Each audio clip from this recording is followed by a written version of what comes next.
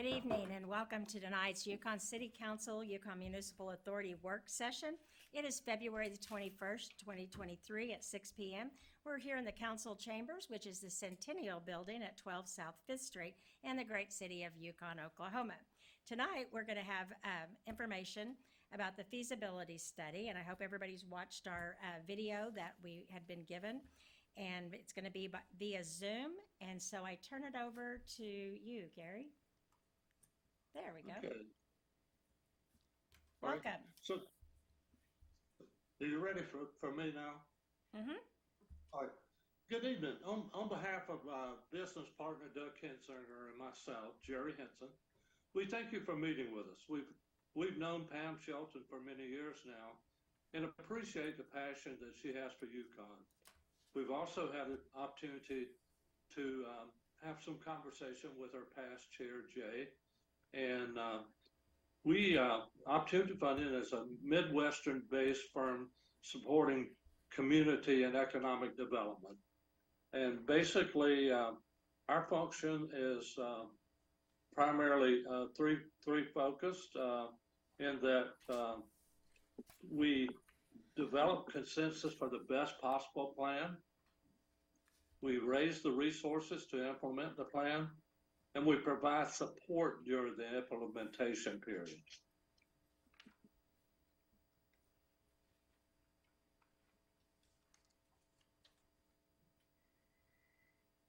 Doug? Good evening, everybody. My name is Doug Hensinger. I'm Mr. Henson's business partner. As Jerry's mentioned, we really focus on developing the best possible plan for an organization, raise the resources to implement that, and then act as a resource during the implementation. What we really do well, and I've learned a lot about this in working alongside of Mr. Henson, is we excel in listening and in developing consensus. And to tell you a little bit more about that, I'm going to have Jerry talk about this a little bit. Thank you for the opportunity to meet with you tonight. You know, I think one of the things that I always say is that we do a very good job at fundraising, but more than anything else, we build consensus. And what does consensus really mean? Consensus means considering the actions that would be the best for all good and how each of us can move beyond our own mental or emotional reactions or position. So when we take a look at consensus, consensus brings about togetherness, and it helps to build the vision that is brought about. All right, Doug, let's move on.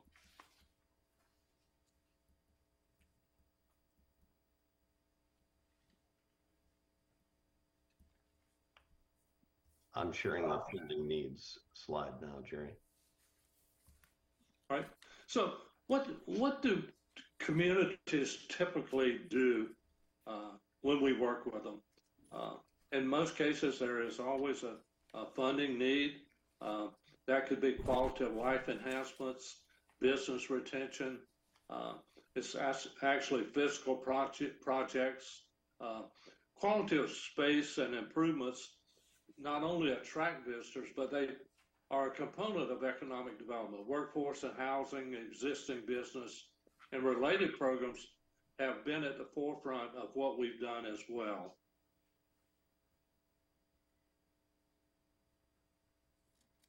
Let's talk a little bit about the process and how we bring that about. The capital campaign process is really two distinct components.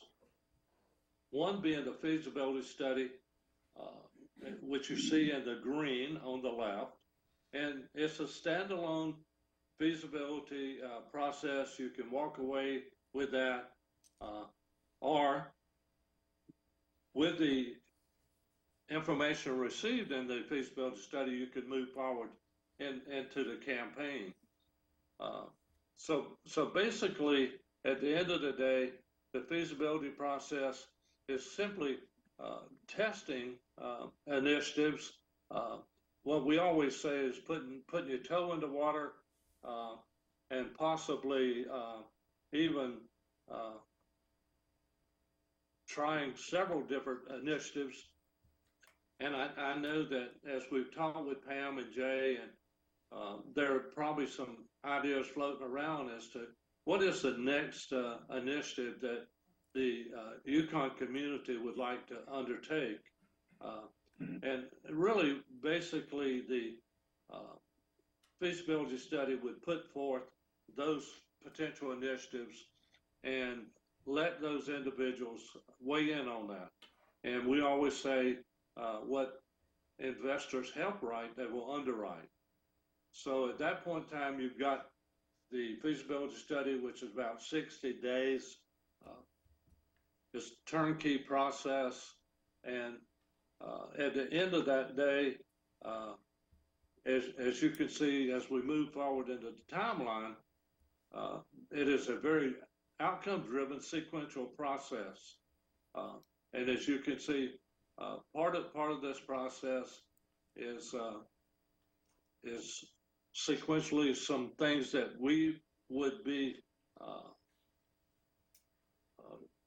charged with, some things that we would work with the community on, as well as working together. The timeline defines the deadlines for the feasibility study process and where we will need your help. We take on the bulk of the administrative work and that fits into your schedule. Let's talk a little bit about that feasibility process. Basically, what we would do with your input, we would help you identify an interview list of about 100 potential interviewees, and full well knowing that we want to target at least 60 of those. We would draft a draft plan with your input, with some potential ideas. A great example in another community, they had 3 or 4 different ideas that they felt like they would like to get accomplished, and what we did, we put that together in the draft plan of draft prospectus. And around that, the third thing we would do is build an investor range table of what those potential projects would cost. We'd put together a leadership paved the way letter, and then a custom questionnaire where we need the local help in scheduling those one-on-one appointments, which would be confidential in their space. So what we would do is those interviews would typically take about 45 minutes. As we've said, conducted over a 3-week period. And the interviews can be done in person or virtually. We've gotten very skewed at working with Zoom, but we don't mind being on site as well. Once the interviews are complete, our team goes to work analyzing the responses, looking for trends. We would summarize the valuable feedback into a thorough findings report, and that would be presented to you. The report would tell you, once we produce it, how is the plan accepted? What are the refinement areas? What's the recommendations from the investors? Who's willing to lend their name and time to this?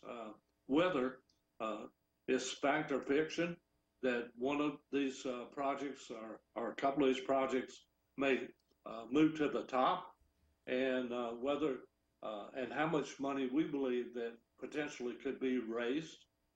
And at that point in time, you would have the opportunity to say yes or no, we want to move forward with that. In there, we would also make a campaign goal recommendation. One of the things that we pride ourselves on is that our campaign goals that we've set, we've been running about 139% to that campaign goal. So let's talk a little bit about, and you probably have in front of you, these are some of the communities, and our sole focus has been in the Midwest. Opportunity Funding is headquartered in Topeka, Kansas. We really focus on the Mako area, and Pam's a part of the Mako group, Missouri, Arkansas, Kansas, and Oklahoma. We've delivered about over 60 million in funding to these clients. We use a Midwest approach that is custom to your community. And so basically what you can see is that we've worked with communities of all sizes. And here's another example of that. Many of our clients continue to call on us time and time again. We've recently had one client complete their second campaign with us. Another has completed the fourth campaign. So if we take a look at projects and what is possible, there's a community in Franklin County, Kansas, Ottawa, Kansas. The Ottawa city population is about 12,500. The county population is about 26,000. They're about 90 miles northwest of Kansas, of the Kansas City area. The community had suffered from a failed effort to raise funds for YMCA, but they felt like that they needed, just like Pam and you have done, is that you're always looking for an opportunity to move the community forward. And so with that, we worked with them in whittling down what that focus might be. In the picture, you'll see a vacant lot that was in the city. And so at the end of the day, they decided that they wanted to focus on a downtown development area, an attractive state-of-the-art outdoor event center that would provide quality of life amenities for the citizens and attractions for those in Kansas City region to come and spend recreational time in the downtown. And we all know when people come, they come and spend money. It's a direct economic impact on the community. That's a clear example of a what we call a bricks and mortar approach. The feasibility study helped us narrow that scope down. We completed a capital campaign of 4.3 million in 9 months in a market of 26,000, and assisted them in completing design in 90 days. Construction was completed in 7 months. Also, as we move on, you'll see we worked with Ottawa to plan the project in 3 progressive phases, enabling them to keep the project within the financial means. Ultimately, due to the consensus building and overwhelming support, all 3 phases were completed at once. And I want to make sure that we emphasize consensus. I believe that when you build consensus, the funding will follow. And so with this, we, in addition to the general fundraising, we certainly provided opportunities for some naming rights, for individual structures, landscape, bridges, statues, benches, to the overall event center. What you see now is some of the uses that they've had, and it is an overwhelming success. No one would have ever thought after a failed YMCA campaign, could you come back and build consensus in a community and raise that 4.3 million. So also in addition to bricks and mortar, we've worked with economic development organizations. We're really proud of the focus that we've had in the Midwest community and economic development. A good example of what you can do if you build consensus. Morris County, Kansas, first time, population of 5,400, put together an initiative, and Doug led that campaign and raised 1.3 million. And basically that would be spread out over 5 years. So basically what has happened is that with the cash flow, they began paying for the campaign, and then ultimately we adjusted the goal to 1.3. Another example is Dickinson County, Kansas, which provides a quick example of the performance dashboards. And this is a community that we've worked in twice. This is a community, a small community west of Manhattan, and it's a great example of completing a campaign in uncertain times with challenging economic times, which we started in September 2020, 5 months after the global pandemic had started. You sometimes ask, is now the right time to proceed with a capital campaign? What we've learned here in many subsequent campaigns in the last several years, if your plan addresses the needs and priorities of your stakeholders, they will fund it. We've learned that stakeholders for campaigns like to have banner years, and they've had with the pandemic, many of our stakeholders have had banner years that they could put extra money into it. And in repeat campaigns, we've averaged 60 to 70% increases from prior investors to our current repeat capital campaign. Another community, another great example, Emporia, Kansas, population 25,000. The chamber led that initiative. And so basically what you see is how we put it together. We've got the campaign members, honorary chairs, and in this instance, we raised $1.5 million. So if we go on, then we have Salina, Kansas, and Salina is far west in the Kansas area. And so with that, we were able to work with Eric Brown and his community, brought forth, as you know, many communities are focused on workforce today, and he was able to use that money to put together a workforce initiative that is helping to bring the students and the trained workers back to that community. This is a prospectus from a suburban Christian County, Missouri, population about 89,000, a suburb of Springfield, Missouri, where the goal was 1.8.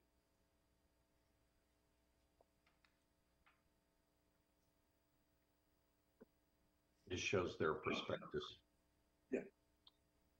Okay, and here's a great example of repeat campaigns. We've been called upon by the Manhattan Area Chamber of Commerce 4 times since 2006 to help secure the funding for their economic development initiatives. Over the course of time, we've locked in approximately $11.6 million in private sector funding. So with that, you know, you have an opportunity here. Sometimes people say, is it the right time? Well, what I challenge you to do is be a change agent or stay the status quo. Developing a vision, determining consensus of stakeholders, refining the strategic plan, and investors will underwrite what they have right. That is what is so critical. One of the things we always hear is that we've had a feasibility study done. Well, why do we need to do another feasibility study and put it on the shelf? One of the things that Opportunity Funding does is we take the feasibility study and implement that, and we work with you to do that. Let's talk a little bit about Opportunity Funding strengths. So why is Opportunity Funding a good fit for your organization? We have a history of over goal campaigns, many times paying the cost of the capital campaign. And OF is Opportunity Fund is a Midwest corporation formed to provide better culture fit to our clients. You don't have to look far to see who we are, and the success of our partner communities are throughout the Midwest. Let's go on. I know you have a question about this, and then we can open that up. The cost of the feasibility study is a flat $30,000, and that takes place over about 45 days. There is some related expenses, but we've gotten very good at working via Zoom. So these expenses are substantially reduced, and in some cases entirely eliminated. We work as a team, and we're able to do interviews on site or via Zoom should you ask. If you move forward with a capital campaign, and once again, the feasibility study will tell you if it's a go or no go. Like we said, it's a way to put your toe in the water. And should you want to move forward with the capital campaign, the capital campaign cost would be $20,000 per month. The feasibility study would tell you the duration of the campaign. That's generally about 8 to 9 months. As we said, there would be some small related expenses. Can I ask you a quick question? Yes. $20,000 per month, is that paid from the money you get from the investors, or does that come again from the chamber and whoever else paid the $30,000? Okay, I think that the answer is yes to both of those. So, Doug, would you mind explaining how some of our recent campaigns have worked? So for the last 4 or 5 campaigns, what our history has been, starting about in the 4th month, we will start making pledge requests and start receiving pledges and cash into the campaign. So we normally encourage a client to have roughly about $100,000 available to start a capital campaign. But in each of our instances for the last 5 clients, we've not only paid the cost of the campaign off, these $20,000 a month, we've left the client with another $100,000 to $300,000 in their bank account, plus they would have the revenue stream of the pledges coming in over the next 5 years, typically is what's called for in the capital campaign. So you do need a little bit of seed funding to get started, but normally starting in that 4th month is when pledges would come in and cash would start coming in that door. Okay, thank you. Sure. Any other questions? Certainly, this is something that we've talked with Pam for years. And, there's been many different ideas float. I think sometimes people say, as I've said, is this the right time to do something? You always will have naysayers, but one of the things that we pride ourselves on is finding the people that want to move forward, stakeholders in the community, and as I've said before, they help write the plan. Jerry, if you would allow me to make just a couple of closing comments, and then we'll open it up for questions. This is my 40th year in this field of Chamber of Commerce, economic development, and fundraising. And I will tell you, when I was a young tyke, I used to think I knew everything. I've learned much from Jerry and working with him and many of our clients. But what is imperative in this effort is that we develop consensus. Each of us may think we know what is the desire of our constituency or our membership or the community. And the key thing in the feasibility study is having those confidential one-on-one interviews. And you might go, I know these people, they're going to tell me the exact same thing they're going to tell you in an interview. And what I will share is that I learned something quite different, that when you have a confidential interview, we see a much higher level of openness and honesty. We do have a specific questionnaire that we go through them, and the questions are designed in a way to really get at and understand what their thoughts, feelings, and opinions are. And we do an excellent job of documenting those and then providing you that data in a report, not only a statistical analysis, but we also include a lot of quotes from individuals, again, in a total anonymity with no identification of who made the quote. But those quotes help provide a lot more understanding, clarity of what people's thoughts and opinions are, and in many times provide some great suggestions or improvements to the concepts, initiatives, ideas, plans that you're testing. So the key is making sure we listen proper, to have open, honest feedback and dialogue, and then listen to that feedback and continuing to drive and develop consensus.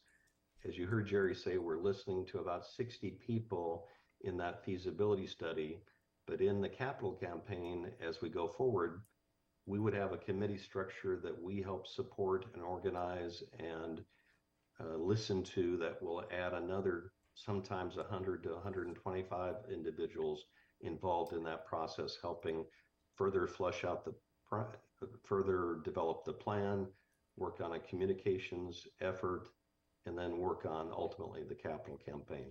But let's stop We only there. have 3.5 minutes left, so. Sorry, I'm Yeah, sorry. I want to ask, So we'll- I have a question, is when it gets to the recommend, the campaign goal and strategy, who votes on that? Does it the chamber, the city, the council, the investors who put up the rest of the money? Who determines if we go forward? So in this case, if you're talking about having several organizations collaborate in funding the feasibility study, I think it would be important to have the members who are helping fund that feasibility study to determine if they are plans that you'd like to go forward. We're trying to develop consensus. So if the city and the chamber or other entities are involved in that, I think those same partners ought to be involved in making the assessment, hearing what the findings were, and determining are these the strategies or plans that we want to go forward with. Can I ask one question? How do you identify your potential investors? Well, we talk about stakeholders, and a stakeholder is anyone that has a economic interest or a perceived interest in the well-being of the community. Those may be internal stakeholders. We've gotten very good at identifying stakeholders outside of Yukon and outside of Canadian County. And so at the end of the day, we would work with the group originally, giving them some guidelines as to who these potential stakeholders might be. And we would help whittle that down to a list of about 100.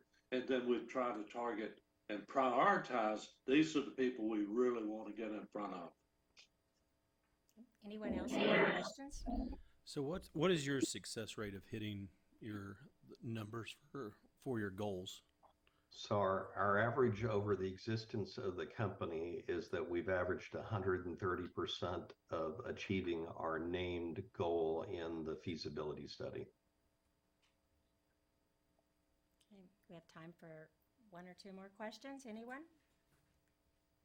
Do you have any, I think of what I was meaning on that question, do you have cities that do not reach their goals from beginning to? We've had 2 out of our history, and both of those, the examples were where they did not follow the process and felt like there was a different path or a different system that they thought we're willing to customize and try and understand that each community and each area is slightly different.